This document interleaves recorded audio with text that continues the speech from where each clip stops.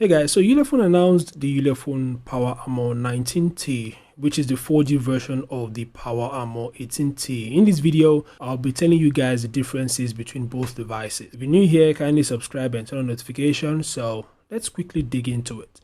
So the Power Armor 19T, like I mentioned earlier, is the 4G version of the Power Armor 18T, which means that one of the differences between both devices is the processors. The Ulefone Power Armor 18T is powered by the Dimensity 900, while the Power Armor 19T is powered by the Helio G99. The Helio G99 is a 4G processor, the Dimensity 900 is a 5G chip, as we all know. So that's one of the differences between both devices.